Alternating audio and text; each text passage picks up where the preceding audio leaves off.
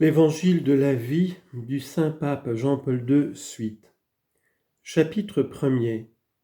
La voix du sang de ton frère crie vers moi du sol. Les menaces actuelles contre la vie humaine. Caïn se jeta contre son frère Abel et le tua.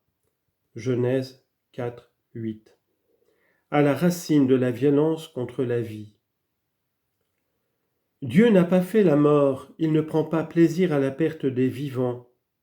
Il a tout créé pour l'être. Oui, Dieu a créé l'homme pour l'incorruptibilité. Il en a fait une image de sa propre nature. C'est par l'envie du diable que la mort est entrée dans le monde. Ils en font l'expérience, ceux qui lui appartiennent. Citation du livre de la Sagesse, chapitre 1, versets 13 à 14 et chapitre 2, versets 23 à 24.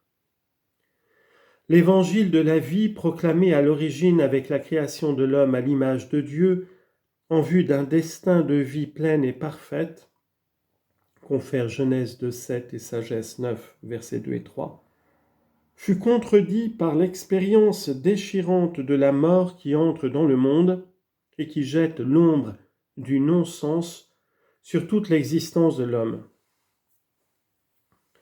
La mort y entre à cause de la jalousie du diable. Genèse chapitre 3, versets 1, 4 et 5. Et du péché de nos premiers parents. Et elle y entre de manière violente à cause du meurtre d'Abel par son frère Caïn. Citation. Comme ils étaient en pleine campagne, Caïn se jeta sur son frère Abel et le tua. Genèse 4, 8. Ce premier meurtre est présenté avec une éloquence singulière dans une page paradigmatique du livre de la Genèse, une page réécrite chaque jour dans le livre de l'histoire des peuples, sans trêve et d'une manière répétée qui est dégradante.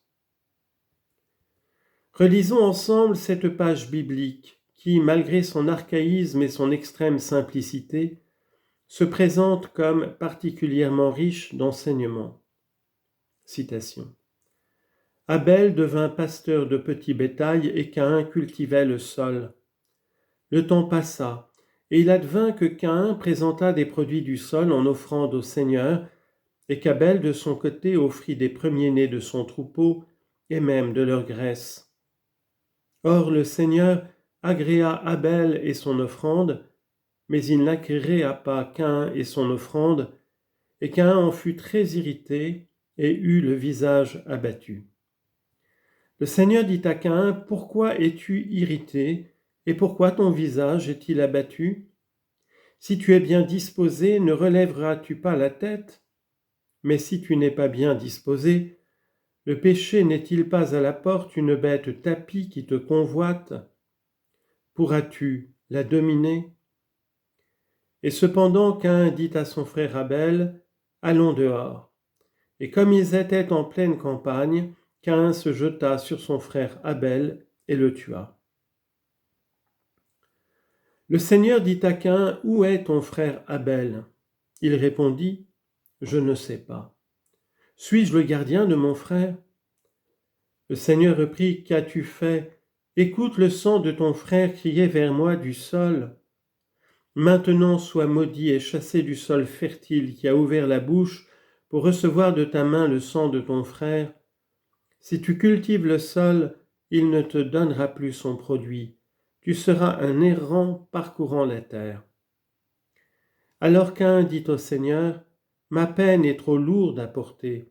Vois, tu me bannis aujourd'hui du sol fertile. Je devrais me cacher loin de ta face et je serai un errant parcourant la terre, mais le premier venu me tuera. » Le Seigneur lui répondit, « Aussi bien si quelqu'un tue Caïn, on le vengera 7 fois. » Et le Seigneur mit un signe sur Caïn, afin que le premier venu ne le frappât point. Caïn se retira de la présence du Seigneur et séjourna au pays de Nod à l'orient d'Éden.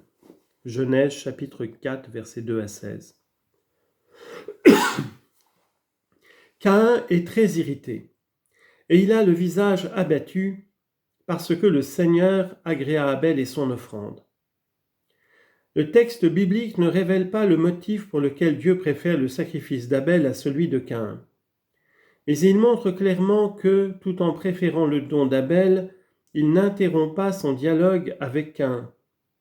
Il l'avertit, en lui rappelant sa liberté face au mal. L'homme n'est en rien prédestiné au mal. Certes, comme l'était déjà Adam, il est tenté par la puissance maléfique du péché qui, comme une bête féroce, est tapie à la porte de son cœur, guettant le moment de se jeter sur sa proie. Mais Caïn demeure libre face au péché. Il peut et il doit le dominer. Il te convoite, mais toi, domine-le. Genèse 4:7. La jalousie et la colère l'emportent sur l'avertissement du Seigneur, et c'est pourquoi Caïn se jette sur son frère et le tue.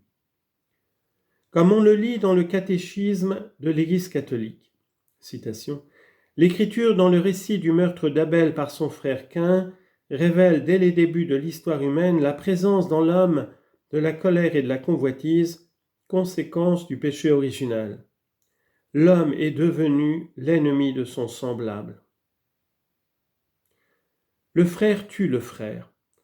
Comme dans le premier fratricide, dans tout homicide est violée la parenté spirituelle qui réunit les hommes en une seule grande famille, tous participant du même bien unique fondamental, une égale dignité personnelle. Il n'est pas rare que soit parallèlement violée la parenté de la chair et du sang. Par exemple, lorsque les menaces contre la vie se développent dans les rapports entre parents et enfants. C'est le cas de l'avortement, ou bien dans un contexte familial ou parental plus large, celui de l'euthanasie favorisée ou provoquée. À la source de toute violence contre le prochain, il y a le fait de céder à la logique du mauvais, c'est-à-dire de celui qui était homicide dès le commencement. Jean, chapitre 8, verset 44. Comme nous le rappelle l'apôtre Jean, citation, « Car tel est le message que vous avez entendu dès le début, nous devons nous aimer les uns les autres, loin d'imiter Caïn, qui étant du mauvais, égorgea son frère. » 1 Jean 3, versets 11 et 12. Ainsi, le meurtre du frère à l'aube de l'histoire donne un triste témoignage de la manière dont le mal progresse avec une rapidité impressionnante. À la révolte de l'homme contre Dieu au paradis terrestre s'ajoute la lutte mortelle de l'homme contre l'homme. Après le crime, Dieu intervient pour venger la victime. Face à Dieu qui l'interroge sur le sort d'Abel, Caïn, au lieu de se montrer troublé et de demander pardon, élude la question avec arrogance. « Je ne sais pas. Suis-je le gardien de mon frère ?» Genèse 4:9. Je ne sais pas. Par le mensonge, Caïn cherche à couvrir son crime. C'est ainsi que cela s'est souvent passé et que cela se passe quand les idéologies les plus diverses servent à justifier et à masquer les crimes les plus atroces perpétrés contre la personne. Suis-je le gardien de mon frère ? Caïn ne veut pas penser à son frère et refuse d'assumer la responsabilité de tout homme vis-à-vis d'un autre. On pense spontanément aux tendances actuelles qui font perdre à l'homme sa responsabilité à l'égard de son semblable.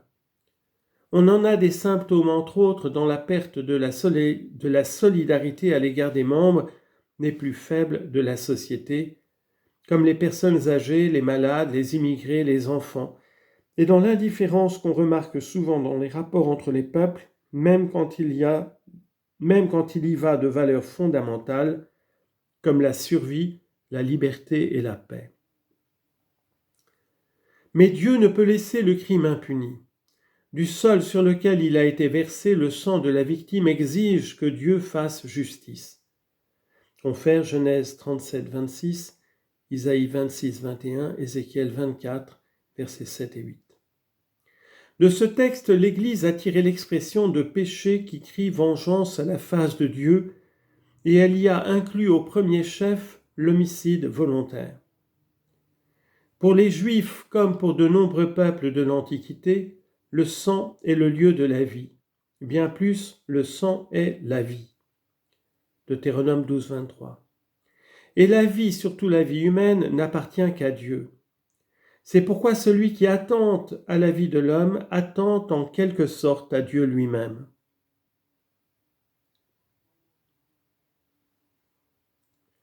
Caïn est maudit par Dieu et aussi par la terre qui lui refusera ses fruits. Genèse 4, versets 11 et 12. Et il est puni, il habitera dans la steppe et dans le désert. La violence homicide change profondément le cadre de vie de l'homme. La terre qui était le jardin d'Éden, Genèse 2,15, lieu d'abondance, de relations interpersonnelles sereines et d'amitié avec Dieu, devient le pays de Nod, Genèse 4,16, lieu de la misère, de la solitude et de l'éloignement de Dieu. Caïn sera un errant parcourant la terre, Genèse 4,14. L'incertitude et l'instabilité l'accompagneront sans cesse. Toutefois, Dieu, toujours miséricordieux même quand il punit, mit un signe sur Caïn, afin que le premier venu ne le frappât point. Il lui donne donc un signe distinctif qui a pour but de ne pas le condamner à être rejeté par les autres hommes, mais qui lui permettra d'être protégé et défendu contre ceux qui voudraient le tuer, même pour venger la mort d'Abel. Meurtrier, il garde sa dignité personnelle. Et Dieu lui-même s'en fait le garant. Et c'est précisément ici que se manifeste le mystère paradoxal de la justice miséricordieuse de Dieu, ainsi que l'écrit saint Ambroise. Citation. Comme il y avait eu fratricide, c'est-à-dire le plus grand des crimes, au moment où s'introduit le péché, la loi de la miséricorde divine devait immédiatement être étendue. Parce que, si le châtiment avait immédiatement frappé le coupable, les hommes, quand ils puniraient, n'auraient pas pu se montrer tolérants ou doux, mais ils auraient immédiatement châtié les coupables.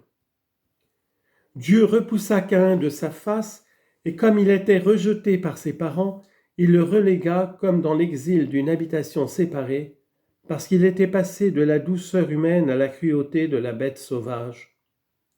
Toutefois, Dieu ne voulut pas punir le meurtrier par un meurtre, puisqu'il veut amener le pécheur au repentir plutôt qu'à la mort.